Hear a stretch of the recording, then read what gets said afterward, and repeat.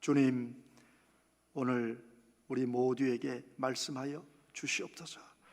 말씀을 전하는 종이나 듣는 성도들 모두가 우리와 함께 하시며 말씀하시는 주의 음성을 듣도록 역사하여 주시옵소서. 우리 주님 예수님의 이름으로 기도드립니다. 아멘. 추수감사주일의 의미가 여러 가지가 있겠지만, 저는 이번에 추수감사절을 생각하면서 추수감사의 의미를 두 가지로 생각해 보았습니다. 하나는 결국 우리 인생도 그냥 살다가 죽는 것이 아니라 하나님 앞에 우리 인생의 결과와 열매를 계산할 때가 있다는 것입니다. 사람들은 내 인생에 얼마나 내가 업적을 남겼냐를 생각하면서 이 땅에 무언가를 건설하고 짓고 이러려고 하지만, 우리는 그거 하지 않고 그게 아무리 많아도 하나님 앞에 하나님이 우리에게 맡겨주신 것을 우리가 제대로 이익을 남겼느냐, 하나님 보실 때 하나님이 남기라고 한 것을 남겼느냐는 하나님 앞에 정산할 일이 있다는 것입니다. 우리는 우리 인생을 우리 것으로 알고 그렇게 열심히 삽니다. 그렇게 해야 됩니다. 그러나 원주인이 계시다는 것, 우리에게 맡겨주셨다는 것, 우리의 생명도 우리의 시간도 우리가 살며 쓰는 모든 것들이 진정으로 주인이신 하나님이 이 세상 살 동안에 맡겨주셨다는 것, 맡겨주셨으니까 반드시 한 번은 인생 중에 하나님이 안 계시다 이런 얘기 하지만, 우리는 그런 거에 흔들릴 거 없이 나에게 모든 것을 맡기신 주인 되신 하나님이 우리를 계산하실 때가 있다. 그걸 한 번씩 돌아보는 게 이 추수감사주일입니다. 저는 그렇게 이 감사주일을 생각했습니다. 또 하나는, 그러면 우리는 어떻게 해야 하나님이 보실 때 잘하였도다, 착하고 충성된 종아 하는 그런 인생에 남길 것을 많이 남길 것인가 하는 것이 이 감사주일에 제가 여러분과 함께 나누고자 하는 두 번째 말씀입니다.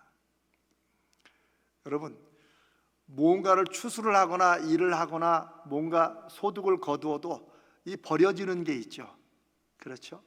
알뜰한 농부들은 심지어 무를 뽑아도 무청도 버리지 않아요. 요즘에 세상이 어떻게 됐는지, 무청 있죠? 무청 쓰느라고 무를 다 버립니다. 신문에 그 엄청난 무 버려지는 거 보셨어요?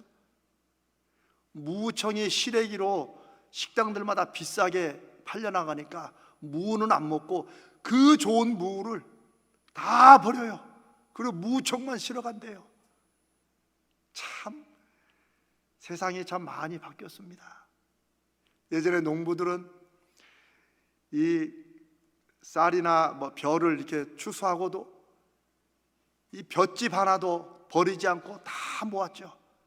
가마니를 짜고 새끼를 짜고 그걸로 썰어서 또 소여물을 주고, 옛날 얘기입니다. 그러나 인생에 수고하고 노력하여 거둔 것을 버릴 것이 없이 잘하는 그 마음은 예나 지금이나 앞으로도 같아야 됩니다. 그런데 성경에 버릴 것이 없는 인생을 사는 길을 말씀하십니다. 우리 인생에 기껏 거둔다고 거뒀는데 이게 거의 버릴 게 4분의 3이 되고 10분의 9가 되고 우리가 쓸 것은 한 주먹도 안 된다면 얼마나 안타까운 인생이겠습니까? 버릴 것이 없는 인생의 비밀과 놀라운 방법이 오늘 말씀에 있습니다. 때로 성경이 우리에게 무언가를 요구하고 요청할 때 어떻게 보면 우리 형편사정도 모르시고 항상 기뻐하라고 그러고 쉬지 말고 기도하라고 그러고 범사에 감사하라고 그러고, 이게 때로는 무거운 짐이 될 때가 있습니다. 대체 이걸 어떻게 이 현실에서 하라는 것이냐.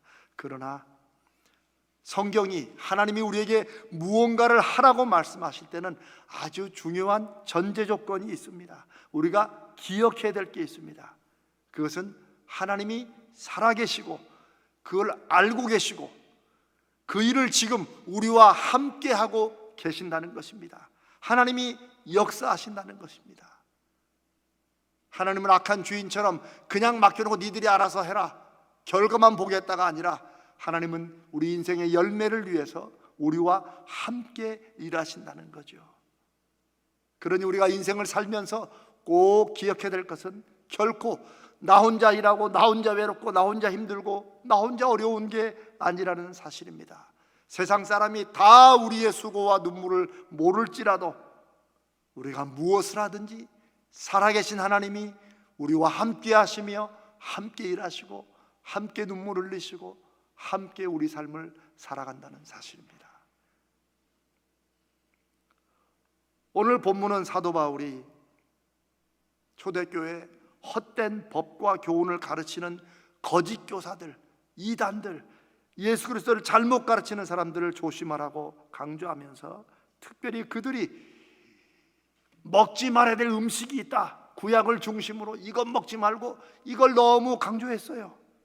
그렇지 않아도 핍박과 환난으로 어려운 믿음의 성도들을 마치 이거 먹지 말고 너무 많은 조건들과 제약들로, 그리고 예수 그리스도와 아무 상관없는 것들로 힘들게 하고 있었어요.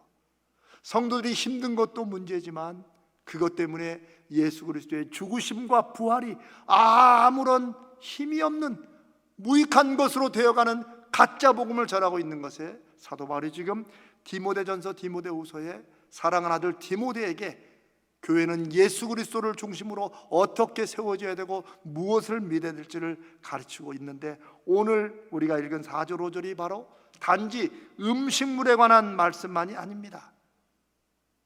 음식만 그런 것이 아니라 하나님이 주신 모든 피조물, 더 나아가 그리스도인들이 이 세상을 살면서 부딪히고 겪는 모든 일들을 어떤 자세, 어떤 믿음으로 대하고 살아야 되는지를 이 말씀을 통해 우리에게 알려주고 있습니다. 아주 간단하지만 너무나도 놀라운 비밀입니다. 감사함으로 모든 것을 받아들이는 것입니다. 하나님이 지으신 모든 것이 선하고 하나님의 귀한 섭리 가운데 있다. 그러니 그 하나님의 뜻과 섭리 가운데 감사함으로 받으면 우리 인생에 버릴 것이 없다는 것입니다.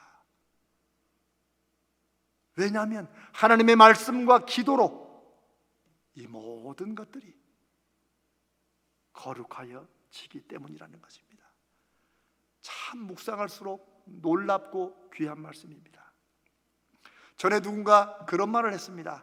하나님의 나라에는 쓰레기통이 없다. 참 웃기는 말 같지만 가만히 생각해 보면 곱씹을 만한 내용이 있습니다. 하나님 나라에는 쓰레기통이 없습니다. 왜 그럴까요? 여러분, 쓰레기통에 우리가 뭘 집어넣어요? 나중에 쓸 거 집어넣지 않습니다. 안 쓰고 버릴 걸 집어넣지만 하나님의 나라와 은혜와 경륜에는 쓰레기통이 없다. 왜?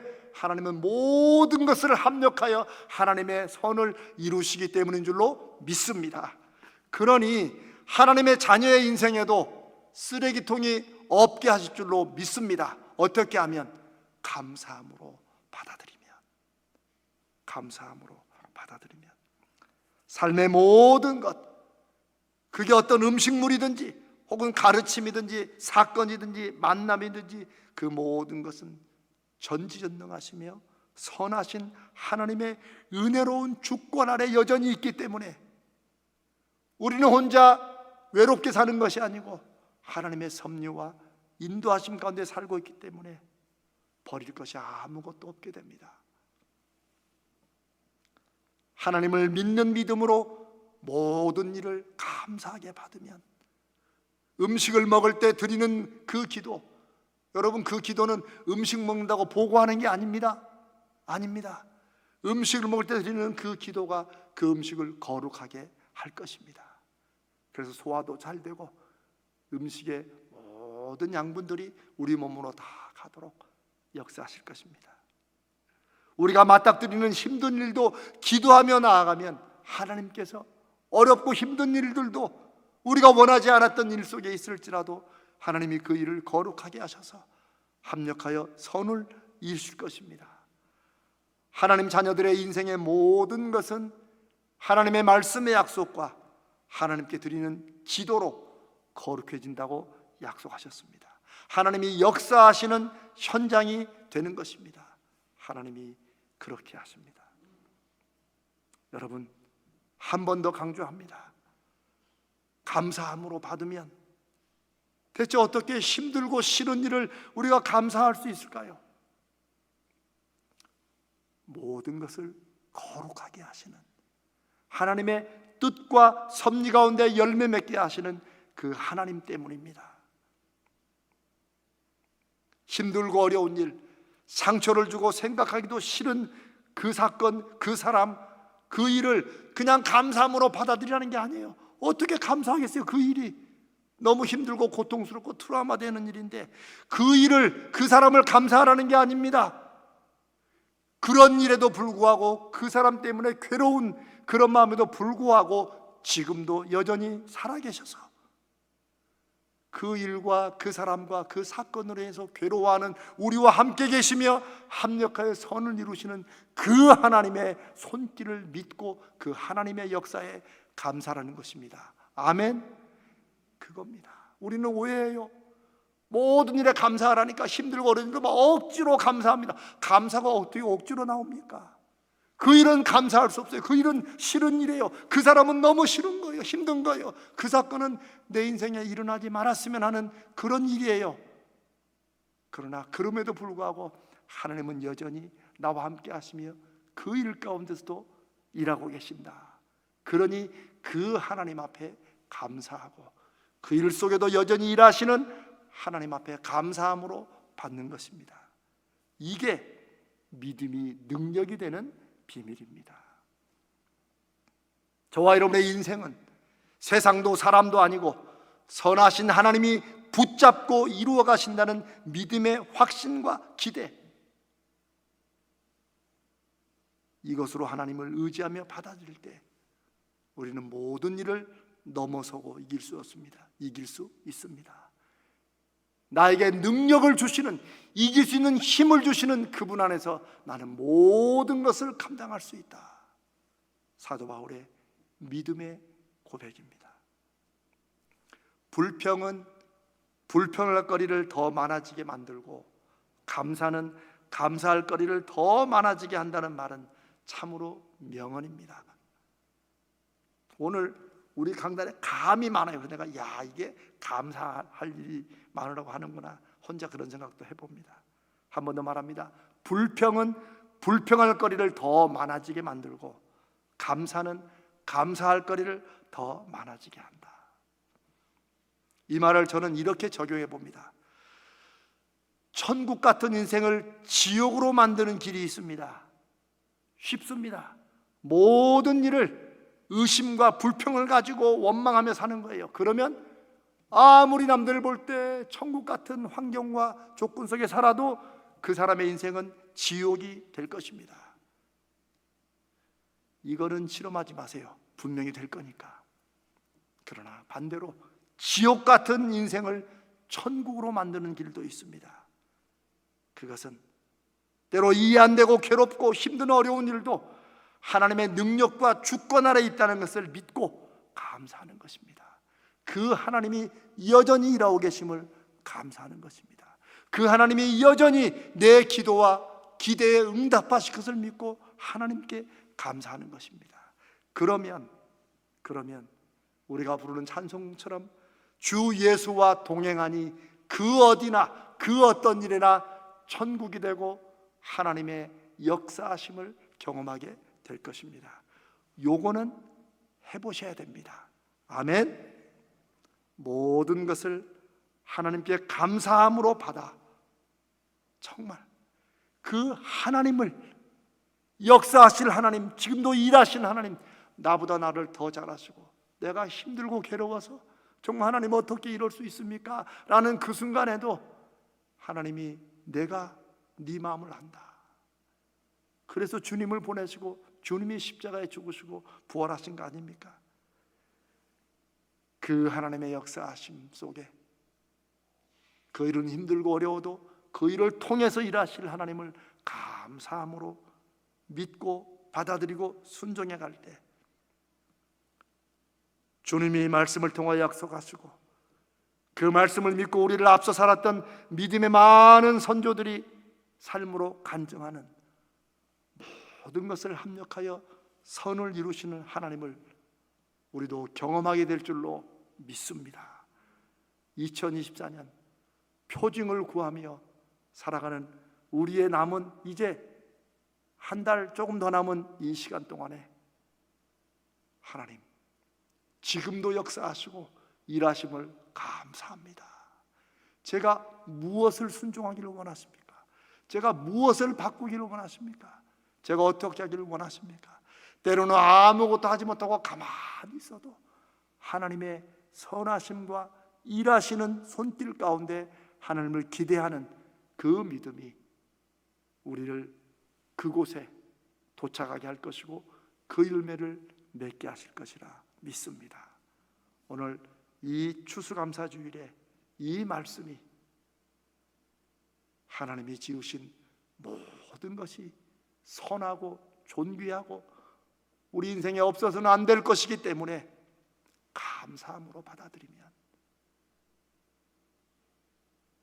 우리 인생에 버릴 것이 없다. 왜? 하나님의 말씀과 기도로 모든 일들이 거룩해진다. 오늘 이 말씀이 저와 여러분의 인생과 영혼에 새겨져서 표징을 구하는 우리의 응답이 되고 여호와 산마를 우리 신앙과 삶의 비전으로 삼고 나가는 우리 모두에게 함께 하신 하나님이 증거되시기를 주님의 이름으로 축복합니다.